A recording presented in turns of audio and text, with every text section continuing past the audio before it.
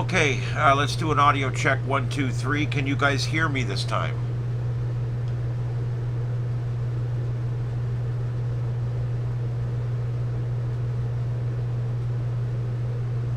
Yeah, this is ridiculous. I restarted the computer and the entire thing 3 different times before I was finally able to get it to go on.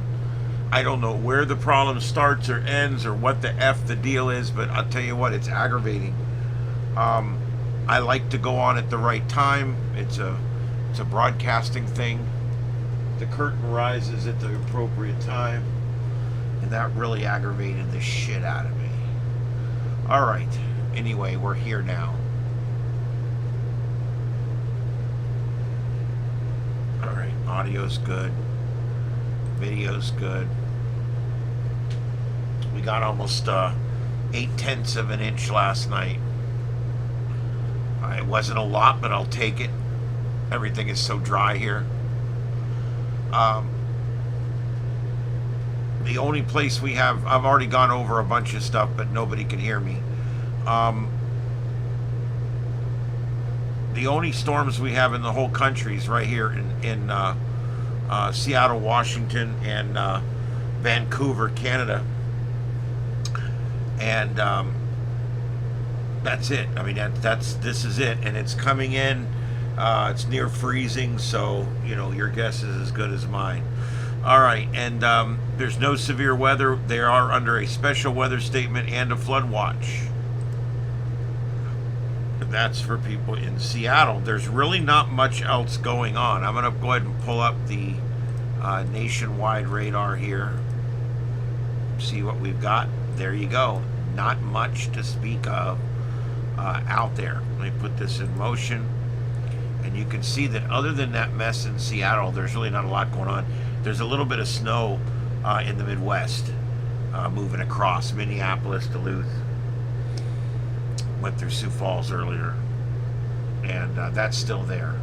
But anyway, I do want to just let everybody know that you are tuned into the sights and sounds of Earth, broadcasting live from Starship Studios in Southwest Florida, and we are live on YouTube, the largest broadcast platform in the world, broadcasting all over the entire world and deep into space.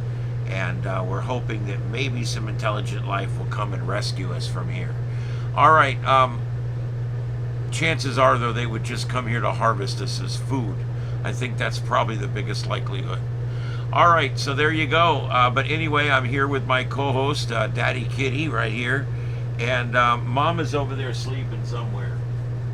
She's in her chair sleeping back there. That's her workstation back there. She doesn't get a lot done. All right, anyway,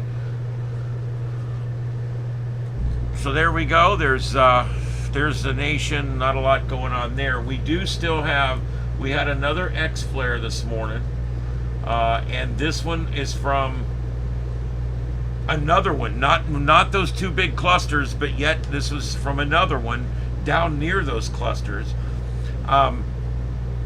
And yeah, it did the usual. It ionized our atmosphere.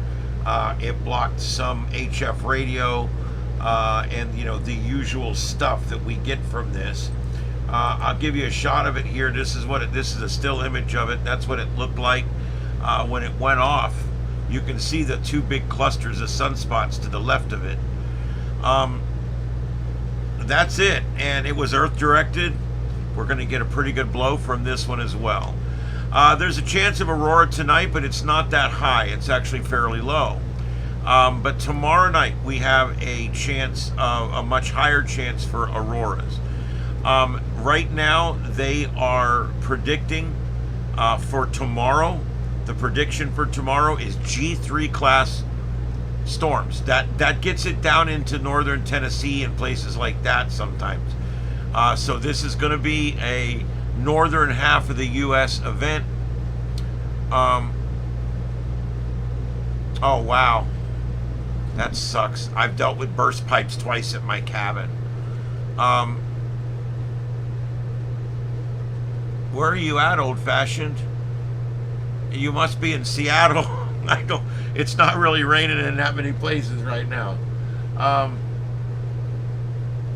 course, I'm assuming you're in the United States, but wow, Victor, it's going to be cold. You know what's funny? Here we are going to have 2 nights in the 50s. That's a blizzard down here. Yep, 2 nights in the 50s, and we're going to have probably our days will be in the lower 70s for 3 or 4 days. It'll be nice. It'll be a little cooler than normal. All right, so like they said, they are forecasting that. All right, now let me get this set up. Dad, you're going to have to go away or you're going to have to chill, okay? Because I'm doing a show right now. You realize that, right? He says, yeah, but I'm going to keep bumping your hand while you're trying to mouse. Start, that's it. When you start that bullshit, you have to go because I have to mouse. Stop it. Damn it. He gets pissy with me when I try to move him. And he grabs. All 10 of them go into my big mouse pad.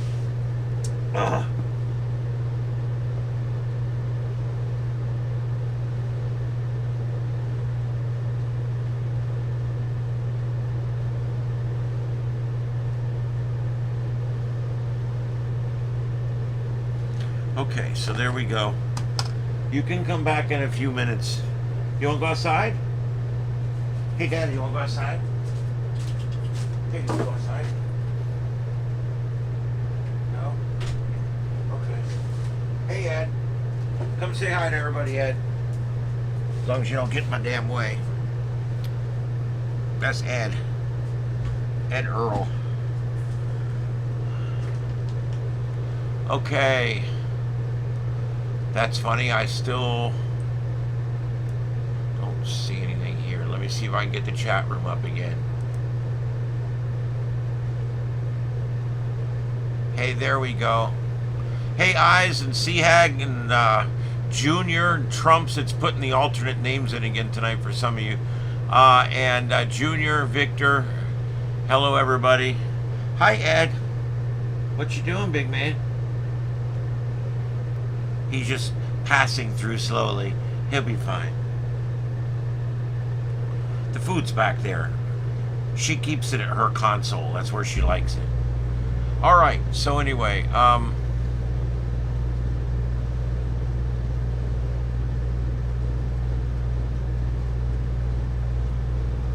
wow, that sucks, Samuel. But at least you got it working. You know, I did that with my cabin. It was open underneath, and we had so many problems. Even when we were there, it was so cold. We had a hard time heating it. There was no insulation, but just the carpet and the pad, pretty much. You know, it was just open underneath. And we paid a contractor to come in and completely close it in and put a door in the front.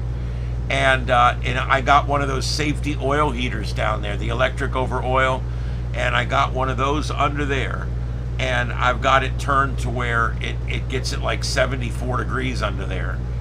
And when I get there, I flip a switch and that heater comes on under there. And it works great because guess what? I got heated floors. I had them spray the underside of the house with insulation. But when I'm there, I'm running heat down there, so you don't need it. But still, the heat does eventually come through. And I'll turn that heater on. It will get there. It'll be ice cold in that place. And we'll turn all the heaters on and everything. And by that evening, in 3 or 4 hours, it's warm in there. The floor's warm. And I really like that because I'm a Florida boy. The blood's thin. Once I move up there, I'm sure I'll eventually adjust. But okay, yeah, you're in Washington State. Yeah, the Seattle right now is getting their ass handed to them. Let's see here.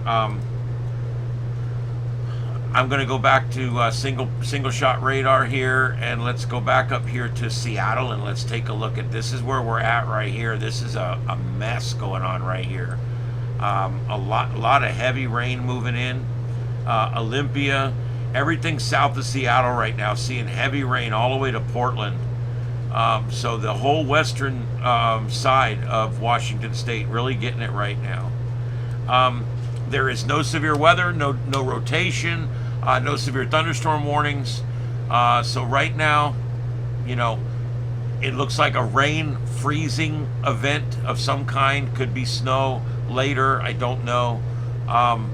Depends on your elevation and your latitude. If you're going to actually, what kind of precip you're going to get. All right, so there you go. That's what we got going on right now. A nice big mess working through here. Let's take the Portland radar, give you another view of it there. And then finally we'll take the Victoria radar here and see. It just really, Olympia and Tacoma are really getting the worst of it right now.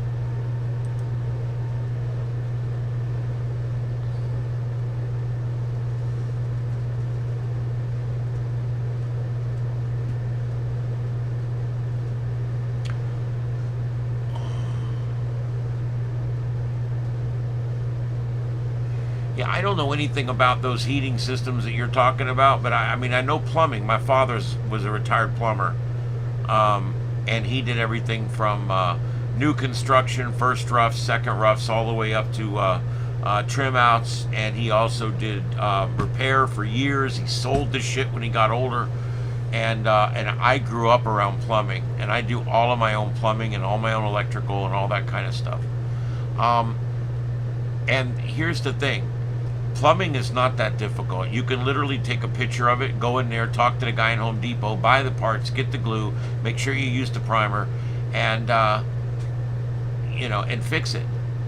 It's you might be able to just do it yourself. I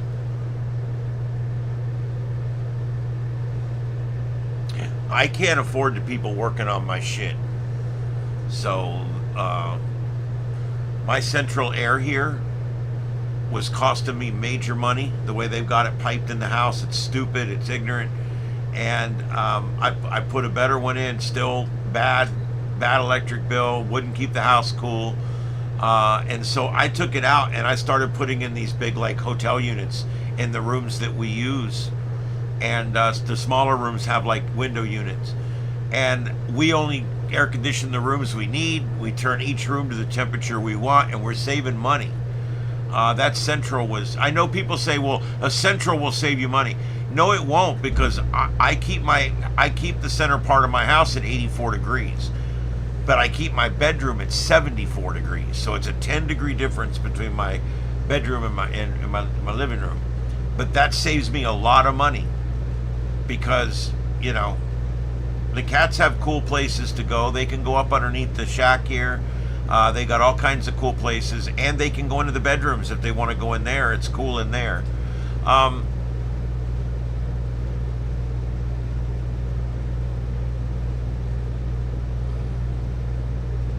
8 degrees. Wow. I've dealt with 8 degrees. I was in a blizzard in Snowshoe Mountain one time in West Virginia, and they literally had on the TV, "Don't leave your room, fatal conditions." I've never seen that before. It was pretty cool. And so we all started, we all dared one of the guys to run out and touch the van and run back in his underwear. He almost froze to death. Idiot. Anyway, yeah, oh boy. It got down, it snowed really bad in the evening. It was snowing like inches of rain, and it was blowing like 40 miles an hour. And we had a drift that went all the way up to the windowsill on the second floor. Our back porch, we had to dig out our snow shit, our ski shit the next day. It was on the back porch, but the back porch, we ended up going on the back porch from the house side. We'd open the glass door, and it's literally just all snow. And we started pushing the snow, and we were able to get our equipment off the porch. But yeah, it got pretty cold that night. It got down to near zero by that next night when we were there, and the wind howled all day. They canceled skiing on that one day. It was bad. Yeah, I kind of wanted some mini splits, but I don't. I've got all-in-one units right now. They work.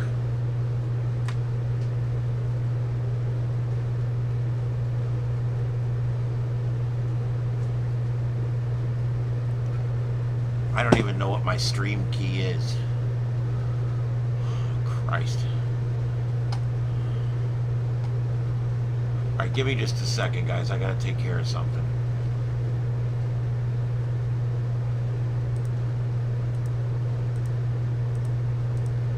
I'm just getting rid of all of them.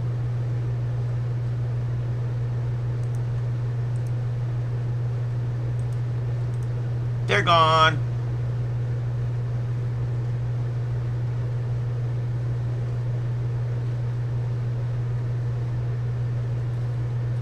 Yeah, I still had a couple in here from the other day, too, that were just sitting there. I hate that. It's like...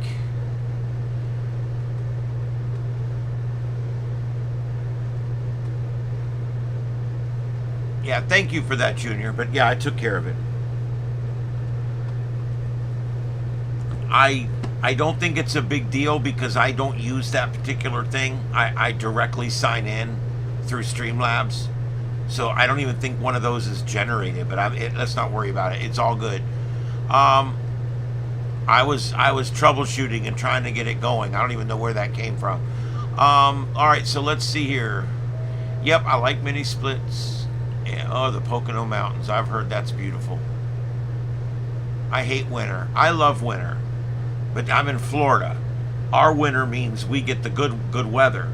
Your winter means you get disastrous weather. But see, you love summer up there. We hate summer down here. Summer sucks. The only good thing about the summer is our population drops by 20+% because the snowbirds go home. And there's not quite as many vacationers here in the summer as there is in the winter. And so the only redeeming quality in summer is if you're in your car and the air conditioner happens to still be working. At least you're not sitting in traffic all day. All right, let's see here.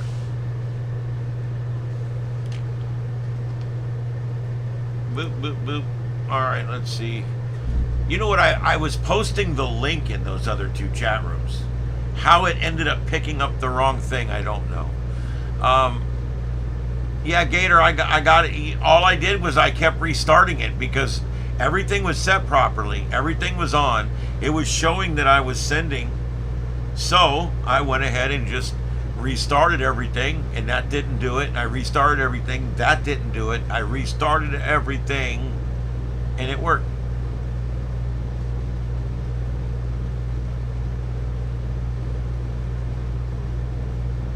And I think I got an email from you, Gator, today. If I haven't responded, I will tomorrow. All right, so here we go. We're talking about this solar stuff that's going on. So I want to go ahead and let me get this pulled up here. Give me just a second.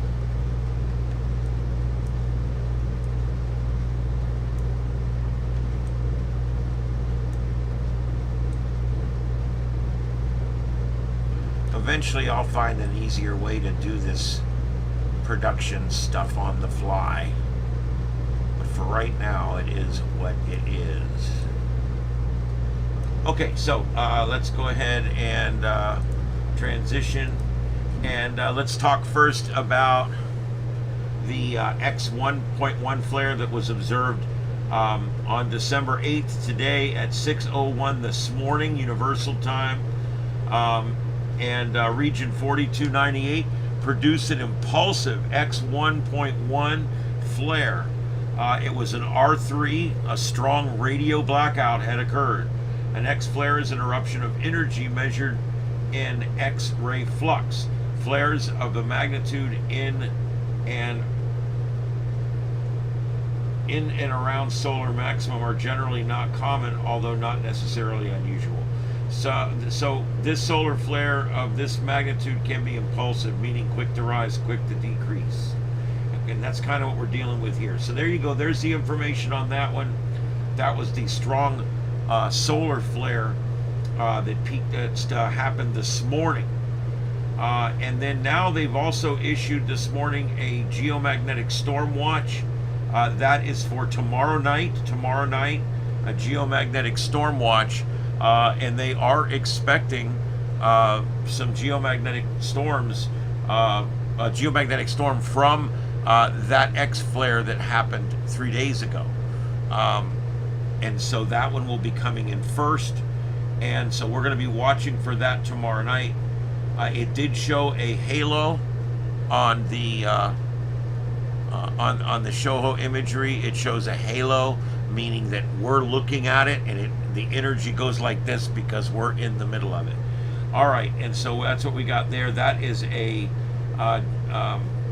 geomagnetic storm watch for tomorrow night, and we are going to be here live tomorrow night to monitor. And then before that, we had an 8.1 flare that occurred from region 4299 on the sun near the north central part of the solar disk. It produced an 8.1, an M8.1. That's just shy of an X-class solar flare.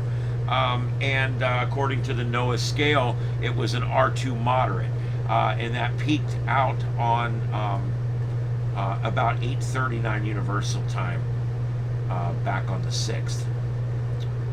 All right, and finally, the mission is still on schedule. The latest mission update about the SWOFO L1 from System Engineers. It's the spacecraft is progressing on schedule towards the final orbiting position around the L1 point, 1 million miles from Earth. The spacecraft and the instruments are performing as expected, and checkouts of the instrument data continues to progress. So we're going to keep an eye on this. This is a neat mission, and they're heading out there. This is going to be a point in space. It's not a satellite, it's a spacecraft, okay? And it's going to be out in space taking readings for us. So that's pretty damn cool. All right, so there you go. That's your space weather roundup. And again, we are looking at those huge sunspots.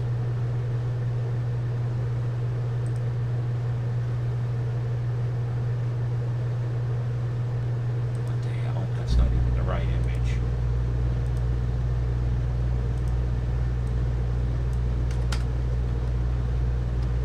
That's the right image. Why is it not loading? There we go. Okay, so what are we looking at as far as these sunspots? Well, we've got quite a cluster here, but they're worked their way over now from the eastern limb over to the western limb. And you can see them here in this image. These are the current solar spots out there. Sleep with a 10-fold blanket. There you go.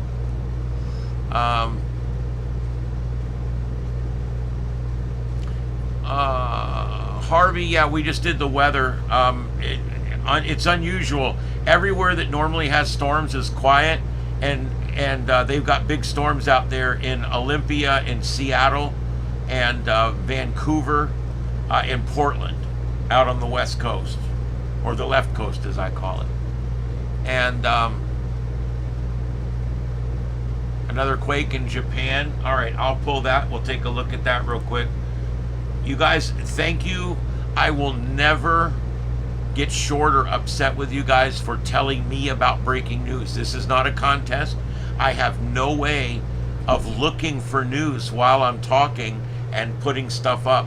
So if you guys see stuff, this is a community effort here, and I really appreciate you guys putting in anything. If you have a link and you're not a moderator, I will be making more moderators soon. I've got 3 or 4 people on the next list that's coming up. And I'm going to, but if you can't put a link, you can go to our Discord and you can put it in the general tab there, and then just let me know it's there. Or you can just give me the keywords, just tell me what it is, Japan earthquake, and I'll probably be able to go in and get it figured out real quick here. All right, so let's go. Let's see if we can.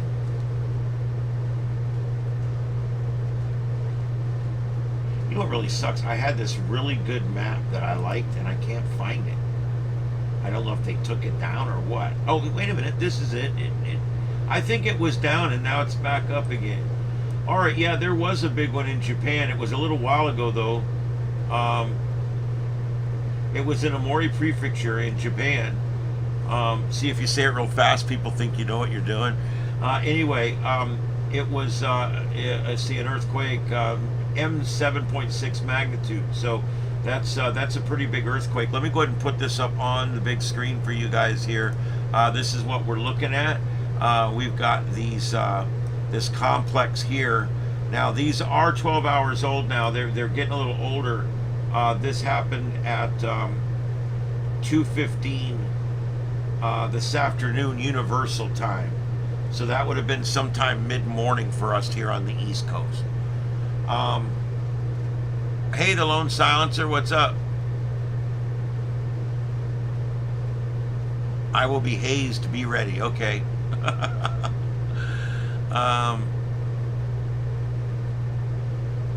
Well, that's what I do in order to become a moderator. As long as Daddy Kitty and Mama Bleep sign you off, you're good. You don't need Ed's signature. Ed works in engineering. All right, so anyway, there you go. There's your Japan cluster. And it's a bit of a cluster there. It's a 6.6, 5.6, 5.5.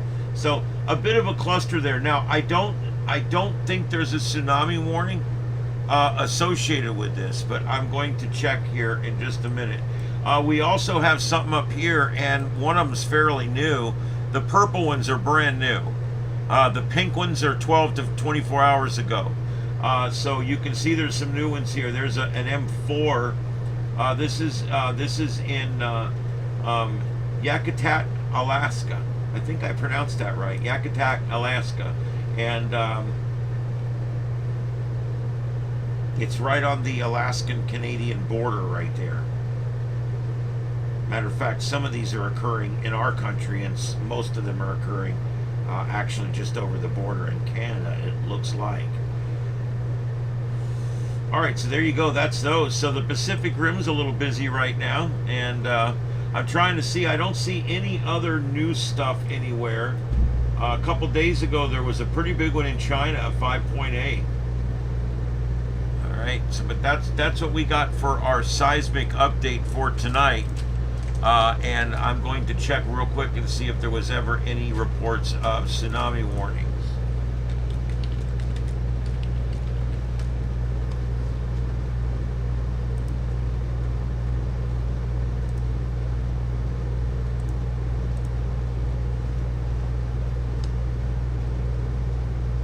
Okay, as of about 1 hour ago, they're reporting it was in fact a 7.5 earthquake in northern Japan, already reported to have injured 23 people. It's, let's see here, triggering a tsunami of up to 70 centimeters. 70 centimeters? It was a tsunami as high as the wave for 440 megahertz, for anybody that cares. A 70 centimeter, guys, that's like this big. That's a hell of a tsunami. Japanese government said it will still be assessing the damage from the tsunami and late evening quake, which struck about 11:15 p.m. local time last night in the Pacific Ocean, around 80 kilometers off the coast of Aomori and the northernmost prefecture of Japan's main Honshu Island. I've never experienced such a big shaking, convenience store owner Nabu Yamada said. The public broadcaster YHK in the Aomori prefecture town of Hanshinoi said that luckily power lines were still operating in his area. A tsunami of 70 centimeters was measured in. It's just funny that it's 70 centimeters. I don't know why. It's funny to me. Whatever.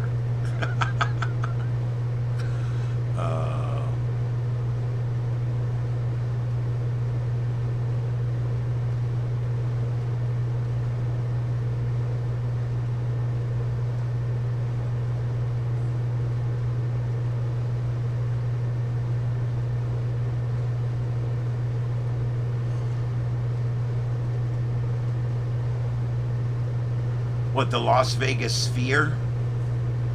I could put that up if you want to watch that for a little while. It just sits there and plays videos. But yeah, I could put that up. It's not a big deal.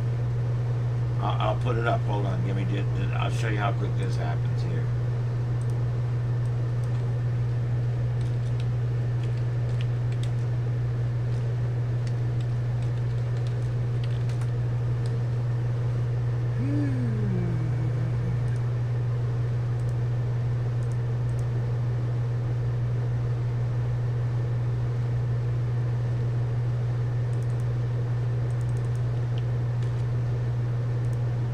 Yeah, I'll always take suggestions if there's something specific that you guys want to see.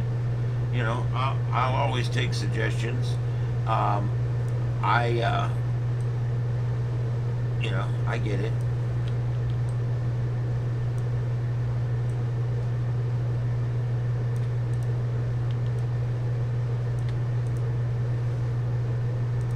There you go. There's the sphere. Let me change the caption now.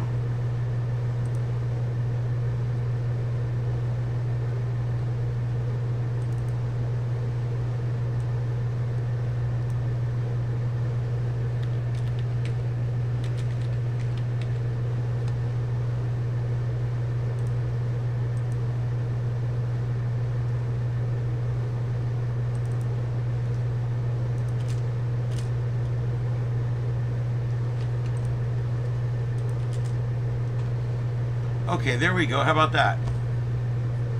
That thing is cool. I do want to see it. I want to go to Vegas. We were literally months away from going to Vegas when COVID hit.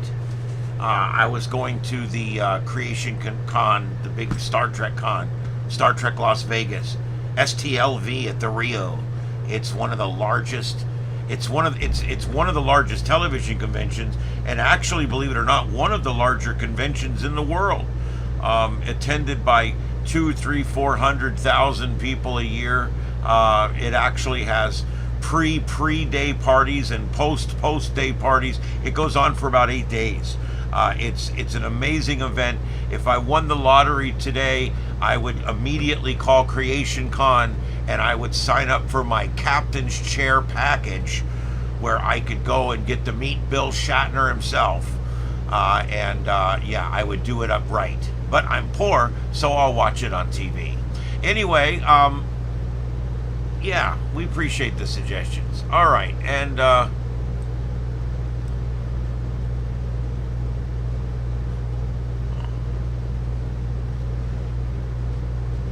yeah, if anybody's trying to start a channel or wants to work with me, wants to cooperate with me, wants to, somehow, work a thing out where we help each other. I mean, I'm into that kind of thing. I love working cooperatively. So if someone wants to learn what they can from me and start their own channel, that doesn't bother me. I'll help you. All right, let me switch this to live again. Hey, Carlotta.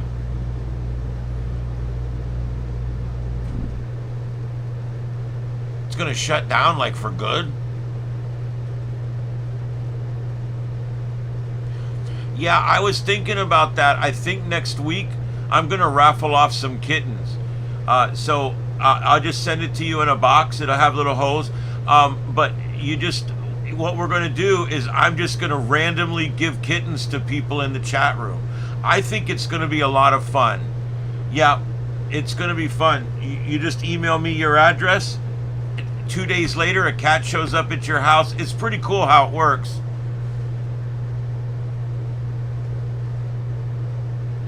That's pretty cool. A watch channel. I love it.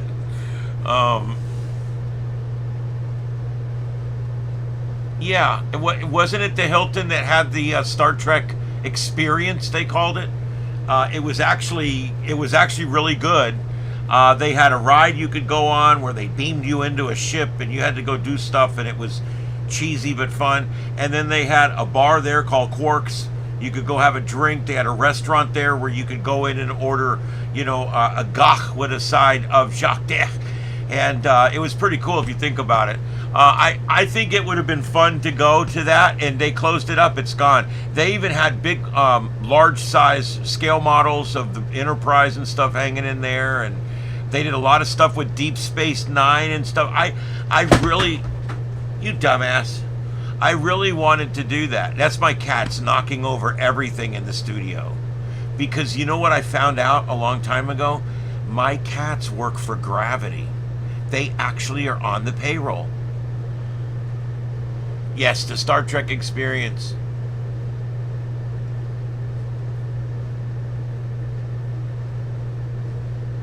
So who's going to win the kitty tonight?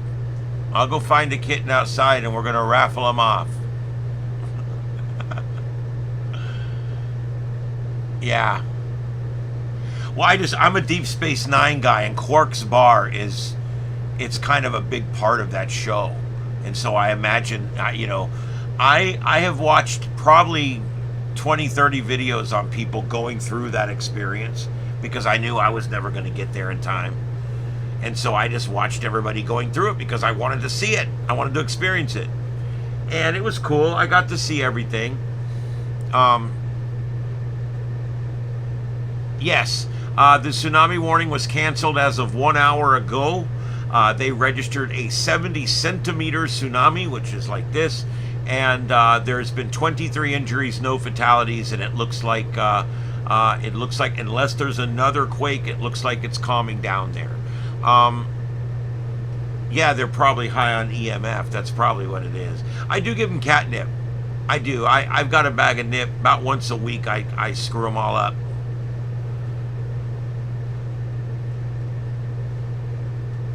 Yeah, I thought that was funny too. It's 70 centimeters high. It's about 440 megahertz. I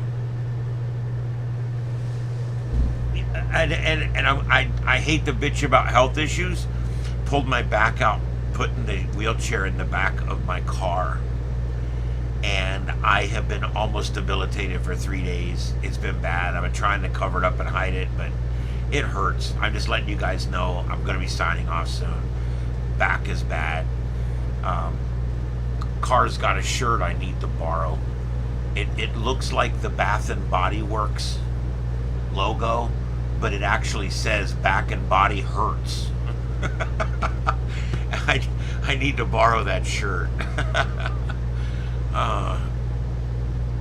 Really, Deep Space Nine had some of the most amazing alien makeup and some of the most amazing makeup jobs done over it. I mean, it's amazing work. Amazing work.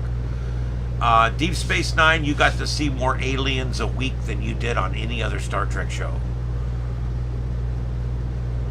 Oh, does he really? Oh, that's cool.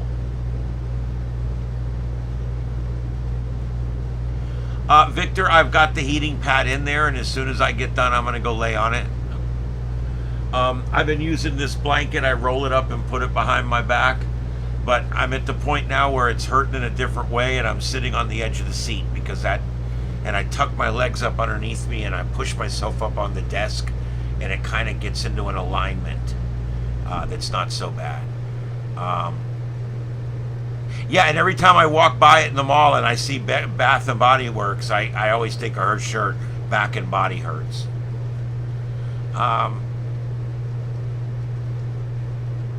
Oh, damn it. I could probably swing to come up there.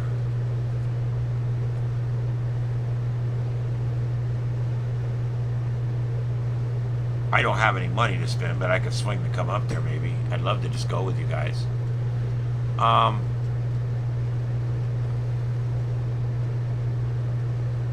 That is so cool. That is truly an art. Especially if he's into the sci-fi stuff. It's one thing to be a Hollywood makeup person that's good. That's great. That's awesome. It takes a talent. It's something else to be a science fiction makeup artist. It's good. There's a difference, okay? A big difference. And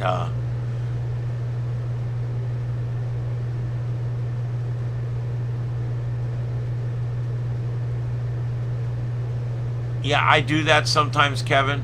That one hurts me pretty bad, but I do try it.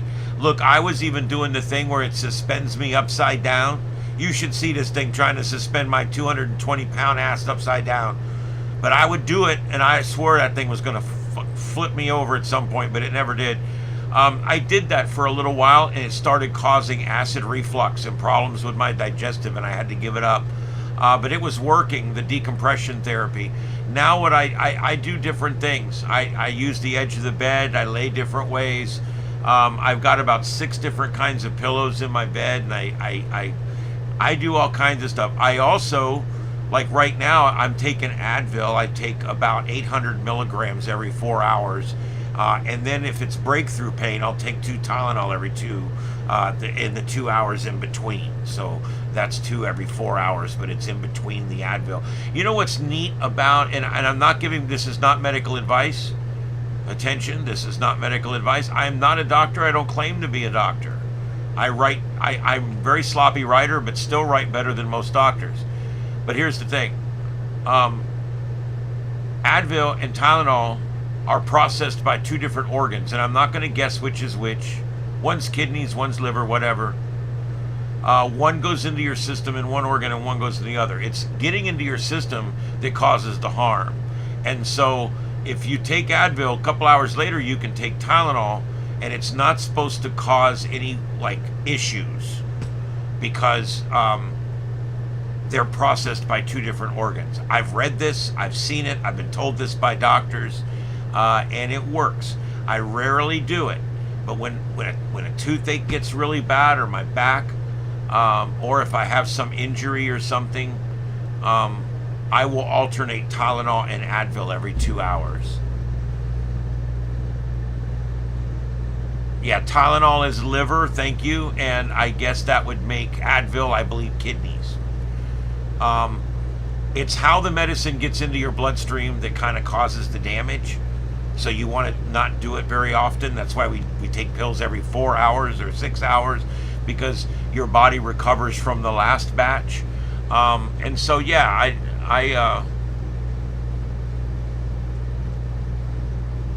oh, you talked to Brent. That's cool.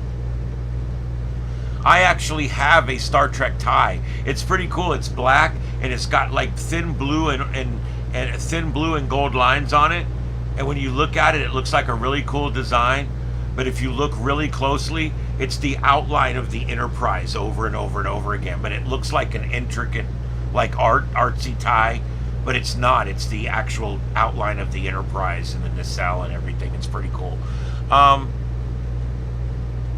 Yeah, that is an interesting one there.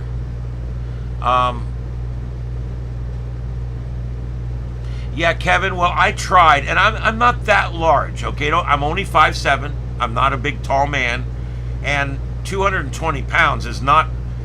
Yes, I'm 40 pounds overweight. I get it. 50 pounds overweight. I'll admit it. I don't care. But, yeah, that's a lot. I'm down a little more than that now. I'm down to about 210. But hanging upside down really started having an adverse effect on my digestive tract. And I kind of liked it. I would put on a Star Trek podcast. I used to listen to the Pod Geeks, the Trek Geeks podcast. I like those guys. And I would put on their podcast, and I'd hang upside down, and when I got in position, I would just sit the phone down on the floor right under my head, and I would sit there and just listen to it. And I liked it. But like I said, I would do it for a while, and I would get all upset. I have like irritable bowel problems and stuff, and it really exacerbated the minor problems I have with my digestive system, and it turned them into major problems.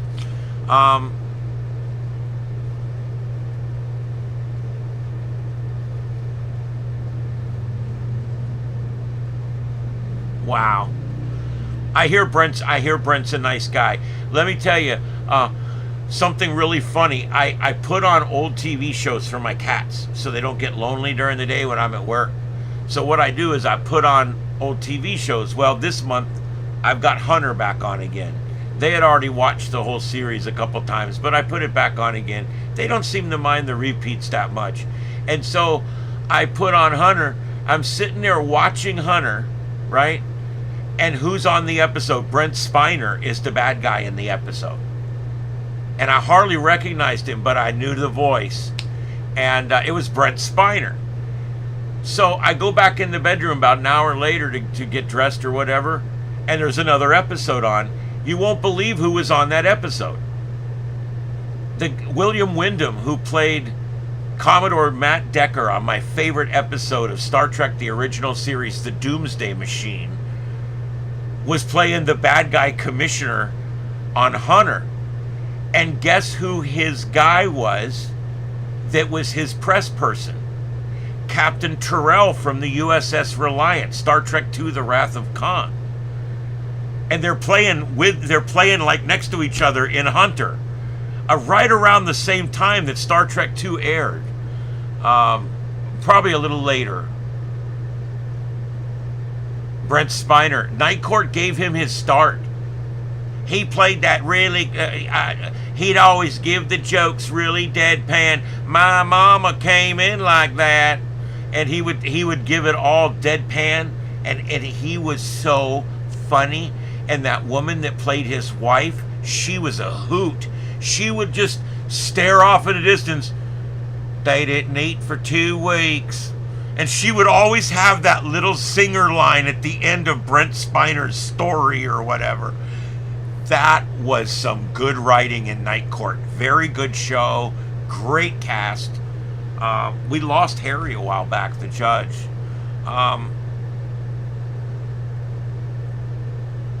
Yeah, thanks, Frazier. Yeah, hit that like button, guys. I appreciate it. So anyway, yeah, that's that. I love Night Court. I used to love that show. I watched every episode like 10 times. And he actually, if you remember, and I didn't remember this until a rewatch I did a while back with some friends. We were watching this on and off, and we came across these episodes where they actually bought the cafeteria in the courthouse.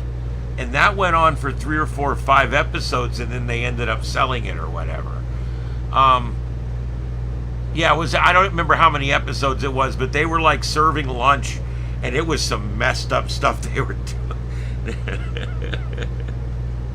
But that's where Brent Spiner, that's what, if it wasn't for Night Court, we would not have had Lieutenant Commander Data, I'm telling you.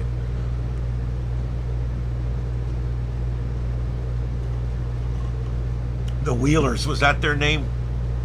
That's cool. There was so many good shows back then, like Night Court. It was an improbable show. He was sentencing people during an arraignment.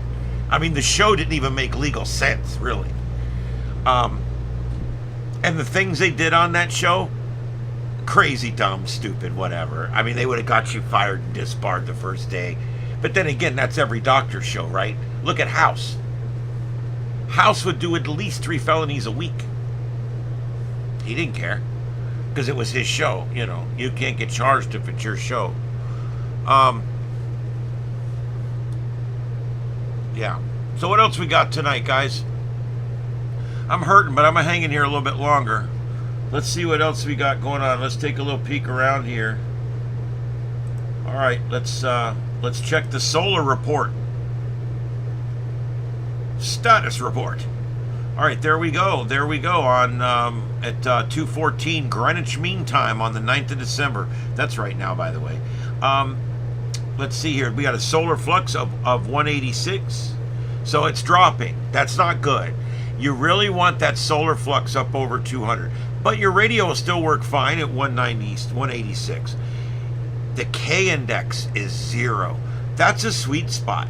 I mean, if you, after the show, you may want to just turn on 40 and see how far a contact you can make tonight. See if there's any POTA guys working late. Get your late shift awards on POTA. It's a Geomag is inactive. That K index of 0 tells you that the geomagnetic field is in fact not just quiet, not just placid, but it's actually inactive. It's like a piece of glass up there. And so your radio waves will hit that and bounce back down in really good shape. And that's why this kind of environment is good for when you're double and triple hopping, where we actually bounce off the ionosphere and then bounce off the ground and bounce off the ionosphere again and then hit your target. A double hop or a triple hop. You can get stuff like that when your K index is really low like this. All right, so there you go. That's the dealy-do there.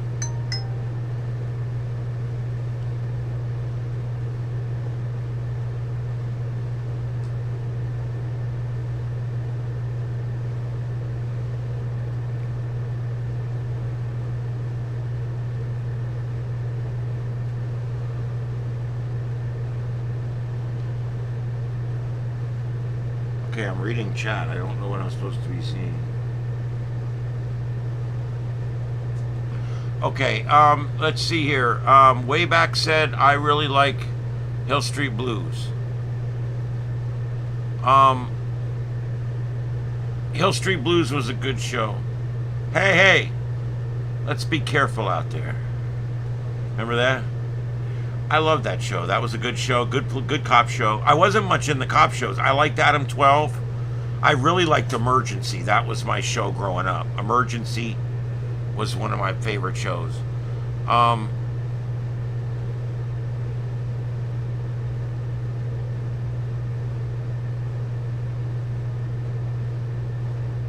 Yep, I know he did. I know Harry did a bunch of stuff before the show. And, he was already pretty popular sleight of hand guy and, coming up actor when he got that job. Hill Street was pretty realistic. It followed along in those line of shows. It all started with Jack Webb. He decided one day, I'm going to make a show where I show two policemen in a standard day. Not where they're in shootouts every day like Hunter. Not where they shoot at fleeing cars. No, we're going to make it realistic. And they called it Adam 12. And that was a great show. And they also created Dragnet. Remember, with Colonel Potter in it? Harry Morgan?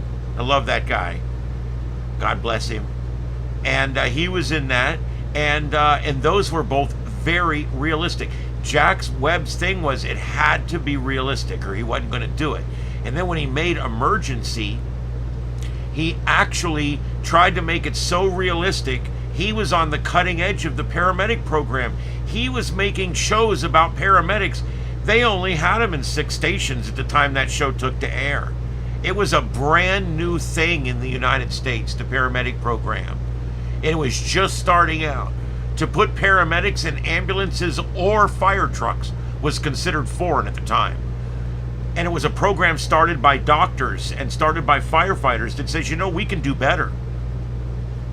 We can only get a patient to the hospital so fast, but we can bring a lot of the hospital to the patient. And paramedicine was born. It started in LA. I'll give them credit. LA Fire. And that show shows 2 of the first paramedics in one of the first paramedic units, Squad 51. And I love that show. We used to watch that show every night. It was on a certain channel out at the firehouse where I used to work. And we would literally gather up and sit in a firehouse and watch Emergency. We loved that show. It was all antiquated, even back then. I was a firefighter in the 90s, and that show was made in the 70s. So when I was watching that show, those episodes were 20 to 25 years old. So it was already old by my standards. We had already gotten much better equipment by then. They had a big box that was their radio. We were doing it with portable radios by then. We had 25 years of advancements, but we still wanted to watch that old show. Why? Because it was realistic. And those were all Jack Webb shows. He tried to create one called 456 Wild, I think it was called. I think that's what it was, 456 Wild. I might get the number wrong. 411 Wild, something like that. It was a number and then the word wild. And they did a pilot in Emergency, but instead of following the emergency guys, you followed a group of veterinarians that went out to deal with both wild and domestic animals that were sick, injured, or trapped. And they did it in such a way that it was still an emergency, but you saw both openers. It was weird. And then you followed the other truck most of the time. Squad 51 still showed up. I don't even think the engine crew was in that episode, but it was all set up to be a pilot for a new show, and they kind of built the pilot into Emergency to see how the people at home would like it. And of course they didn't end up picking it up. So there's only really one episode of that show, and it's one of the Emergency episodes. Where else have they done that before? You guys remember? Star Trek The Next Generation, Assignment Earth. Okay? Remember Gary 7? They pick him up coming through a transporter beam. He's coming back to Earth to change the past or some shit. Remember that? Gary 7 was kind of like 007, if you will. He was like this agent from another planet that was, he was an Earthling that was taken and bred to be this agent that gets sent back to Earth to make things happen or whatever. And they did it like another show, and it was kind of like two shows in one. And that's another example of where they took the pilot for one show, and they took another show that was doing well at the time, and they smashed them. They moshed. This was before the word mosh was even a word. They moshed this shit up. And what ended up happening was you got this weird episode. There was only the one opener. It wasn't like that emergency one where you actually got to see this foreign opener in there. But this one here was actually the regular opener. But it was kind of two shows in one. And you got to meet this guy and what he's doing, and his secretary, who was Terry Garr, by the way.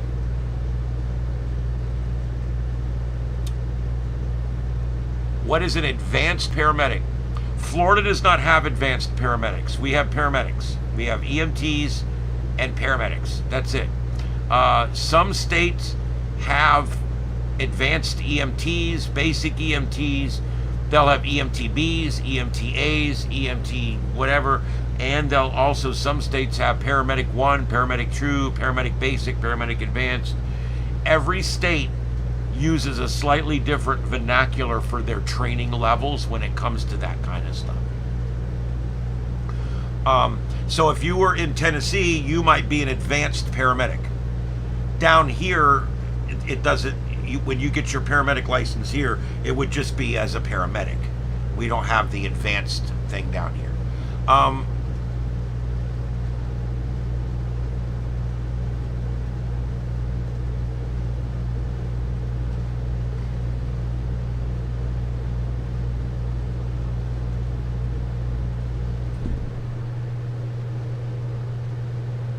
The Al Capone safe opening. God, that was crazy. That was a defining moment for Geraldo Rivera, I can say that. He was a putz before, and he's a putz now. He may be dead, I'm not sure, I can't remember. He was a pretty healthy guy, but he was getting up there.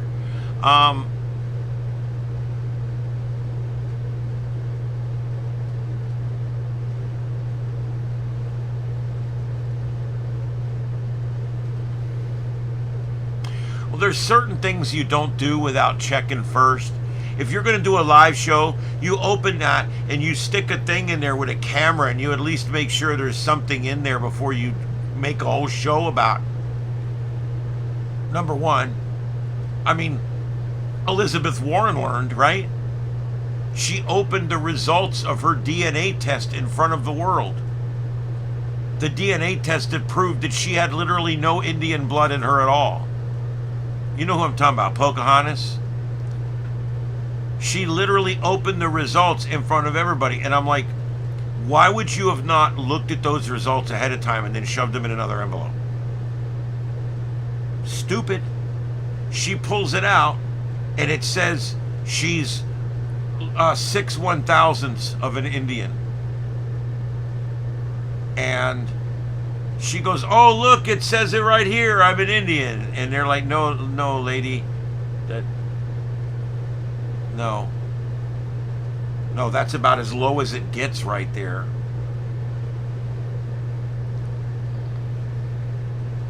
Yeah, she's a pro-grifter, all right. Quit knocking my drink over, little lady.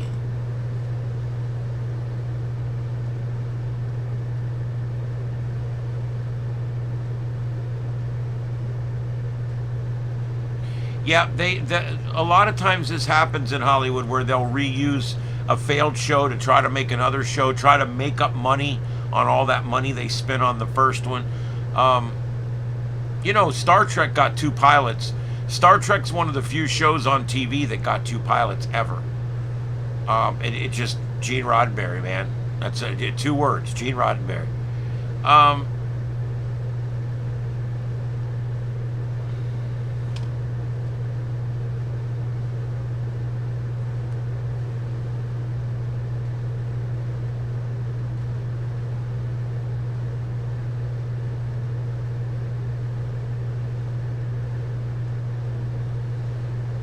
oh, that's cool, car.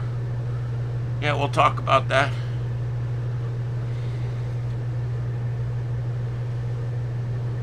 Here's that picture. I sent her that picture after the show last night. I said, there's where your cat sat through the whole show. Right there. Yeah, right there.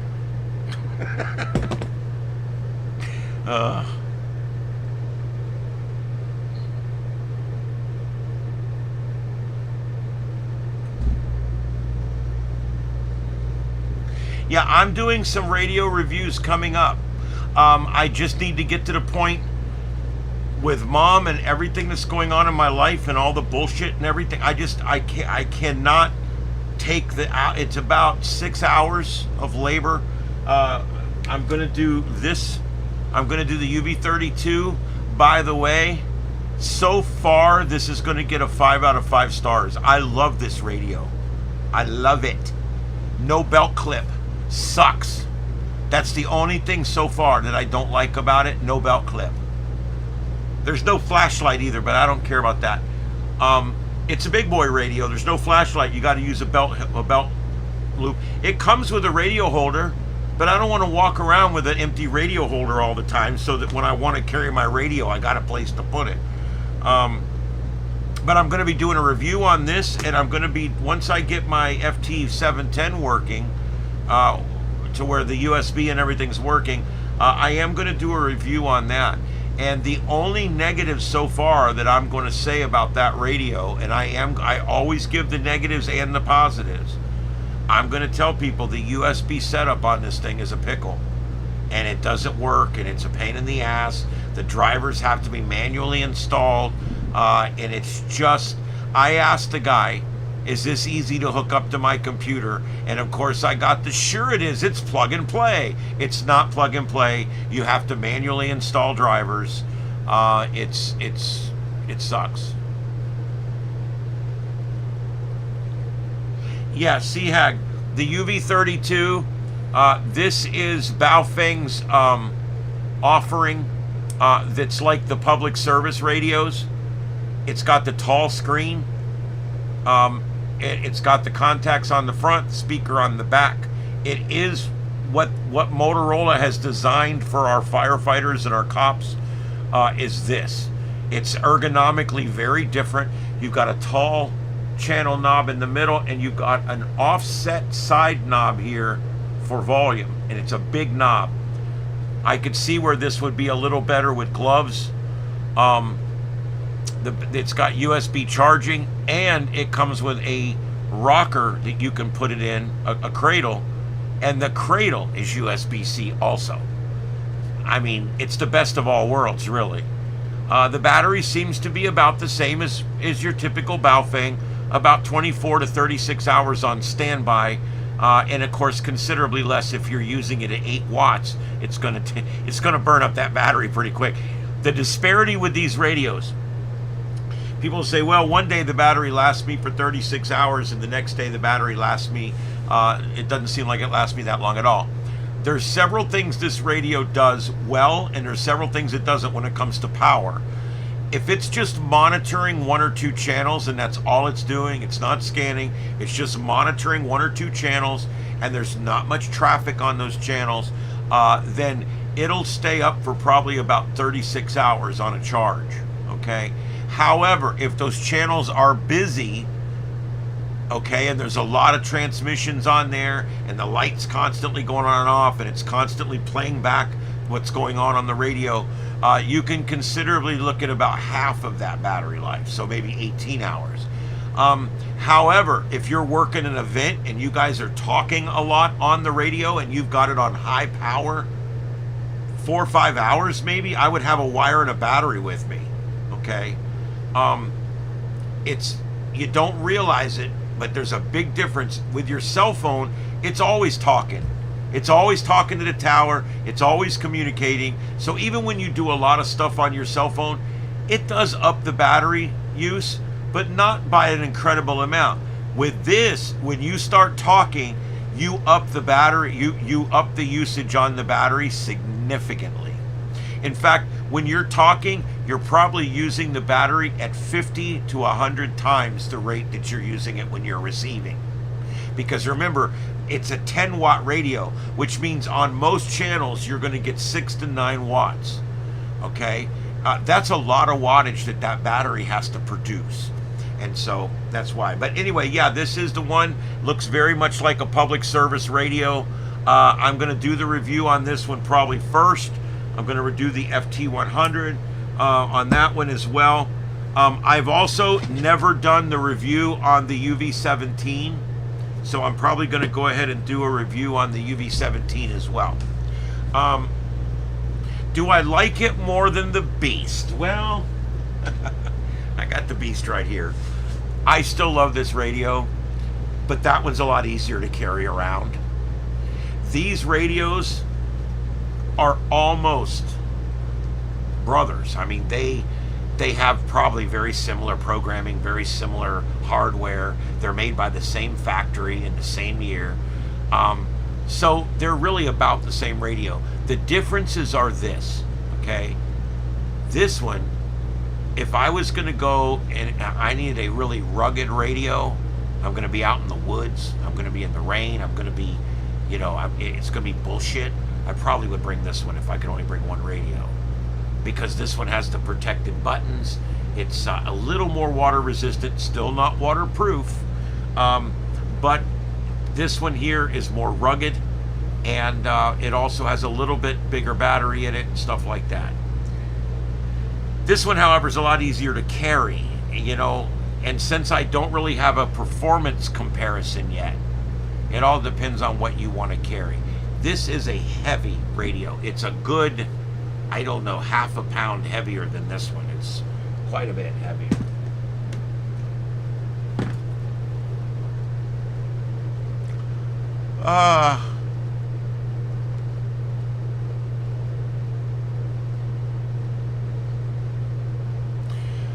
The clear radio, you talk about that UV32 with the clear case?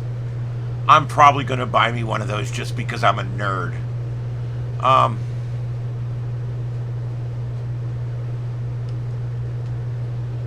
not familiar with that. Let me look and see what that looks like.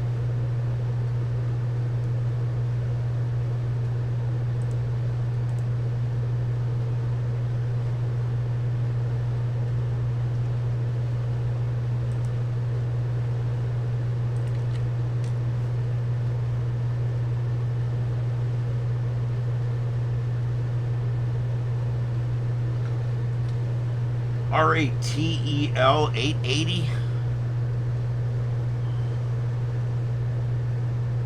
RATEL 880. I don't show that one on Amazon.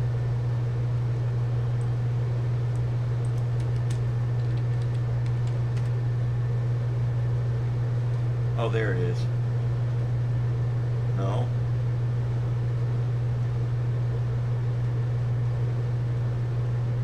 Oh, it's a Radtel. Maybe.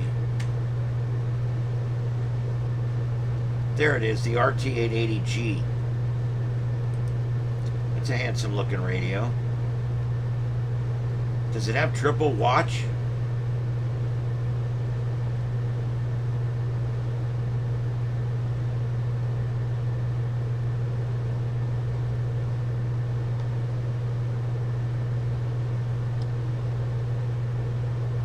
That's a pretty neat looking radio. It says about 3 things on here that have piqued my interest. Give me just a second, guys, and I'll get it on so you can see it here.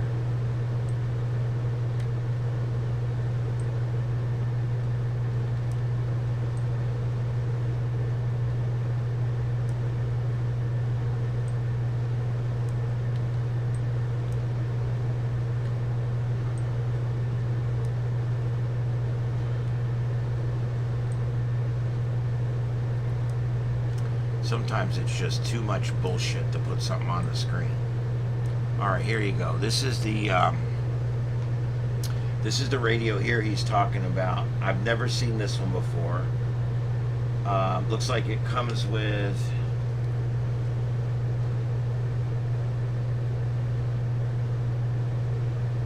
it's got crossband repeater.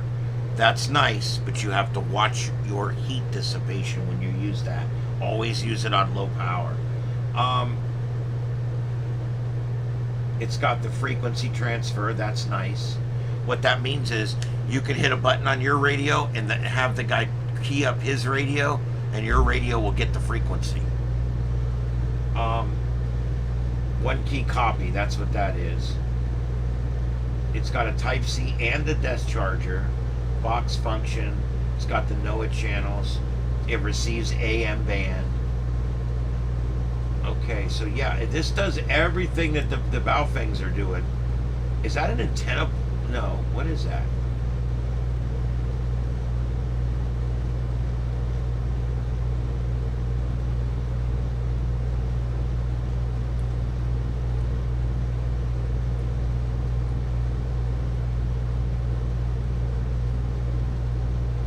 I want one of these. Has it got triple watch?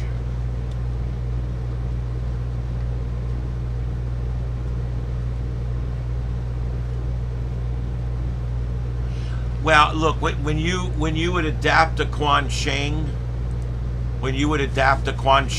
over to do HF, it really wasn't that good. The filtering's not set up for it. I don't know how that would work exactly.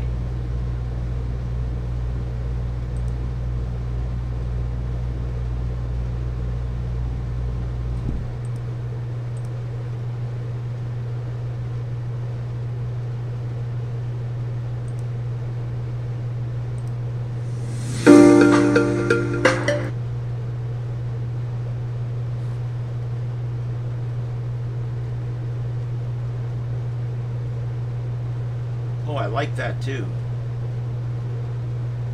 Is that an antenna connector on top? Get the fuck out of here.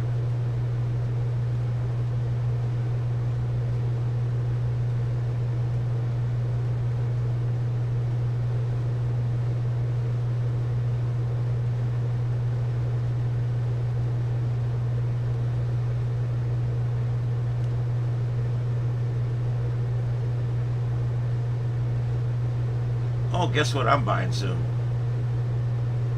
Yeah, I'll review that sumbitch too, because I'm going to buy it.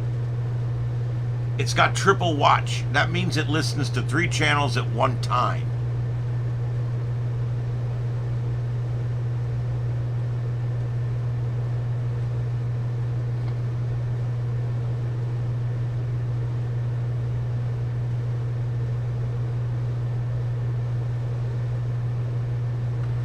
I don't know what you mean by better than yesterday's show of delays. I don't know what that means. I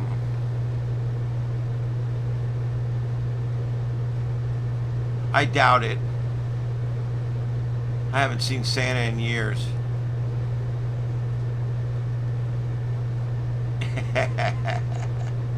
No. No, but I'm gonna get one though. That's a neat little radio. That's the last thing I need is another portable radio. You know what's funny is if anything ever happens, I've got enough radios to equip a small army.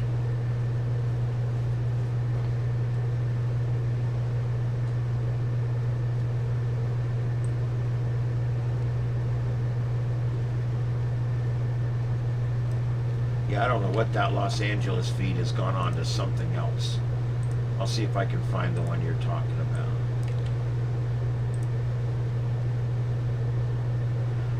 When I put stuff on, guys, at some point it goes off the air. And when it goes off the air, it goes to like the next video.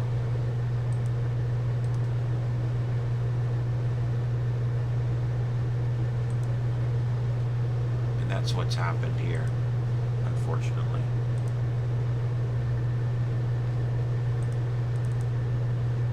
The problem, guys, is I originally set this up to have a producer. You know, someone that would be behind the scenes, keeping the show going, basically. And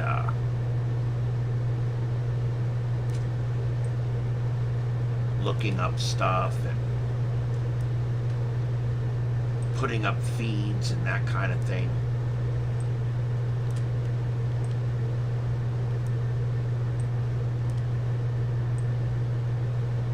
Man, this thing is pissing me off.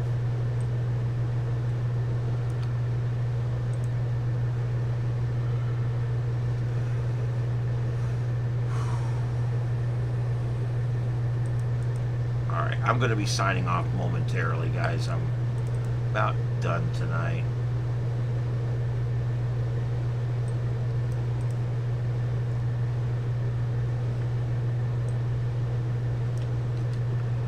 Okay, let's put this here.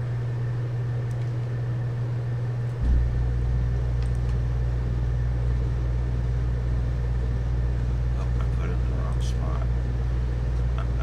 Dumbass.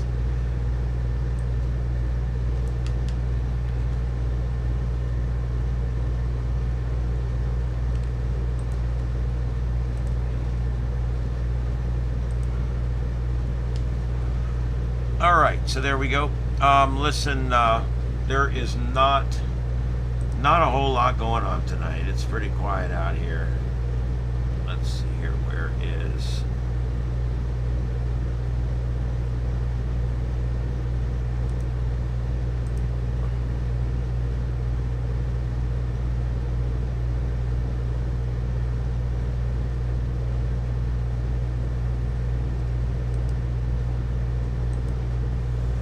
Okay.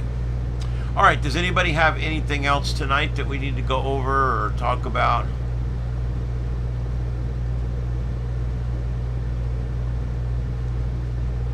You know, the good thing about these radios we talk about, a lot of them are real expensive. That one I just bought was $1,200.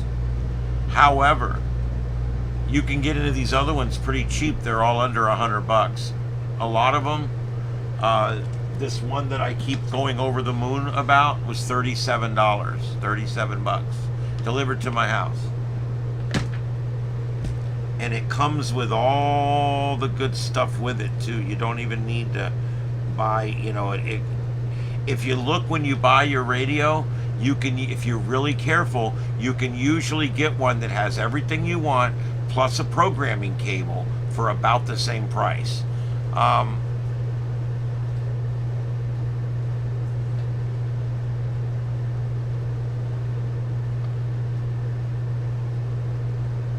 Yeah, I'm hurting. My back's out. My back's been good for like 6 months or a year.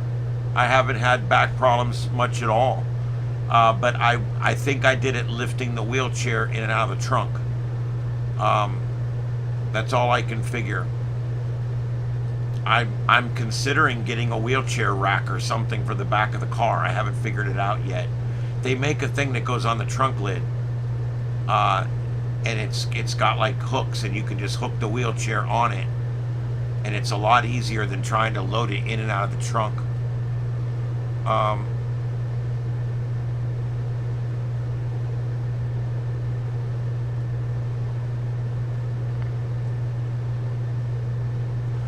right, guys. Yeah, I'm going to go ahead and sign off. I do appreciate everybody coming in. I did the chiropractor thing for years. I did the holistic healing thing. I did the supplements. I did the, I did all the energy stuff. Trust me, you guys don't know this, most of you, but I was involved in an explosion in 1992 that destroyed my back. And then I lied about it for 10 years to stay on the fire department. I literally lied about my back hurting all the time. And because I wanted to keep my job.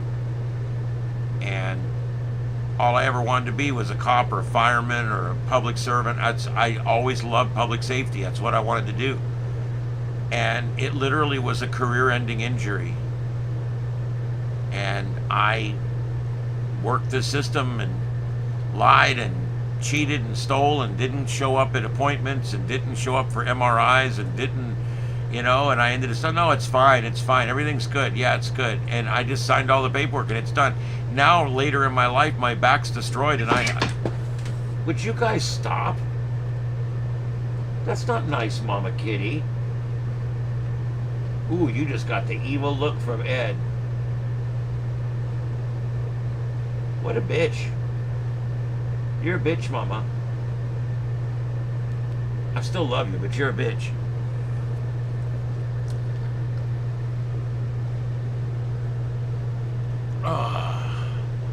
All right, everybody. I'll be back on tomorrow night for sure.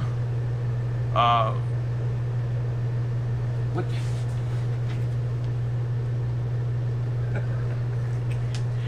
He went up there and turned off the lights. Oh, anyway, that's funny. All right, you gonna say goodnight, Mama? All right. All right, guys, if there's anything else, throw it in the chat room real quick. I'm getting ready to wind out here. My name is Ian. This is Starship Adventures, and we are live at Starship Studios. That's in Southwest Florida. And here's Daddy Kitty now showing up. He's about to get his ass kicked. Watch. Watch. She's going to get all shitty with him. See? Why are you being like this? Why are you being a bitch? There's no reason to be like this. It's just Daddy Kitty. You were laying with him earlier. You know what it is? This is her place in here. This shack ain't big enough for the two of them, and that's the way she gets. 90-90.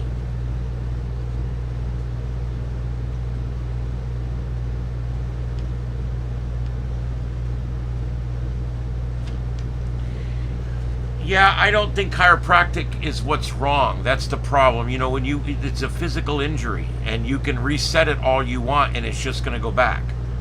And I never got any lasting anything from chiropractors. 3 days later, it's back again, and all chiropractors is a maintenance thing. I'm not at a point in my life where I have health insurance or can afford chiropractors, so it is what it is. Yeah. All right.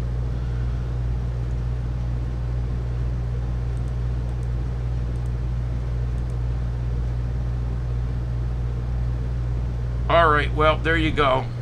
I got to figure out what's wrong with this. I don't know what her problem is. What's your problem? She's normally not like this. She got real sick like a month ago. I told you guys she's still congested. And Car, I don't know if you're still in here, but her hair's starting to turn white again like it did last time. She got really sick once before. We nursed her back to health. She almost died. It was bad. And she turned white. And then it grew away. It went away. So, yeah. Believe it or not, years ago at the fire department, they covered, it was a partial coverage because my doctor prescribed it as a prescription, and so they covered like half of it. But that was a long time ago. That was back when insurance was actually looking out for the patient. That went away a long time ago. All right, everybody. I guess that's about it for tonight. I don't see anything else to really mention. Lots of 40 meters tonight.